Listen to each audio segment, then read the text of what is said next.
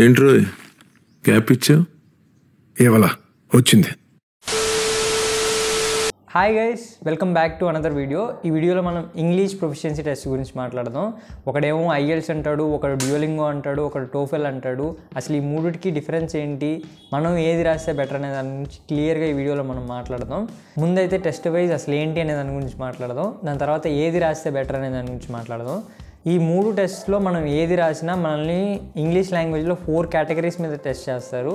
అవి listening, reading, speaking, ఇంకా writing. But test pattern ఇంకా ఎగ్జామ్ థీమ్ అవుతుంది. వాటి గురించి 1 by 1 మాట్లాడదాం. సో ఫస్ట్ డ్యూలింగోతో స్టార్ట్ చేద్దాం. డ్యూలింగో ఈ ఎగ్జామ్ వచ్చేసి మనకి మొత్తం 2 సెక్షన్స్ ఉంటాయి. అవి అడాప్టివ్ ఇంకా writing and speaking sample test. మనకి ఈ ఎగ్జామ్ డ్యూరేషన్ అనేది మొత్తం 60 minutesలో అయిపోతుంది. అండ్ ఈ ఎగ్జామ్లో మనకి స్కోరింగ్ రేంజ్ అనేది 10 to 160 ఉంటుంది. మీరు ఎవరైనా ఈ ఎగ్జామ్ రాస్తే మీ స్కోర్ మోర్ దెన్ ఉండేలా చూసుకోండి, సో దట్ మీకు ఒక మంచి కాలేజ్లో అడ్మిట్ వస్తుంది. అండ్ ఈ ఎగ్జామ్కి రిజల్ట్స్ వచ్చేసి మనం రాసిన 2 daysలోపు వచ్చేస్తుంది. ఈ ఎగ్జామ్ ఫీ వచ్చేసి అరౌండ్ 6,000 ఉంటుంది. కంపారిటివ్లీ 3 టెస్ట్లో చూసుకుంటే ఈ టెస్ట్ అనేది కొంచెం ఈజీ. ఇంకా టోఫెల్ గురించి మాట్లాడదాం. టోఫెల్లో మొత్తం 4 sections ఉంటాయి. అవి లిజనింగ్, రీడింగ్, స్పీకింగ్, ఇంకా రైటింగ్. ఈ ఎగ్జామ్ టెస్ట్ డ్యూరేషన్ అనేది మనకి 1 hour 56 minutes ఉంటుంది. ఈ ఎగ్జామ్ స్కోరింగ్ వచ్చేసి 0 to 120 ఉంటుంది.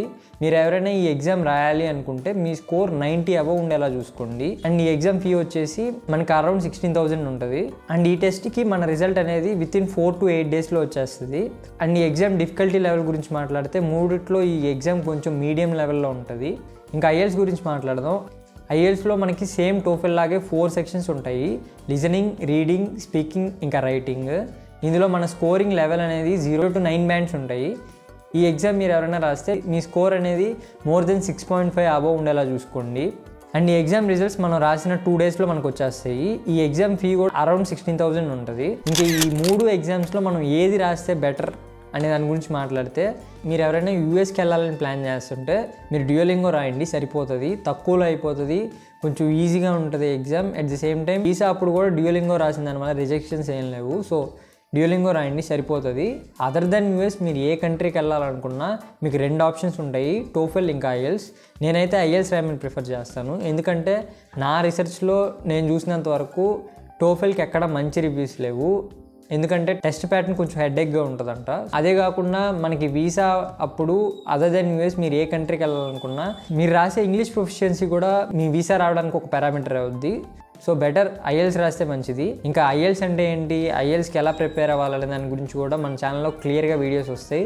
ఆ వీడియోస్ అప్లోడ్ చేసి కింద డిస్క్రిప్షన్లో పెడతాను, ఇంట్రెస్ట్ ఉంటే చెక్ చేయండి. అండ్ యా, ఈ వీడియోకి ఇంతే. బై.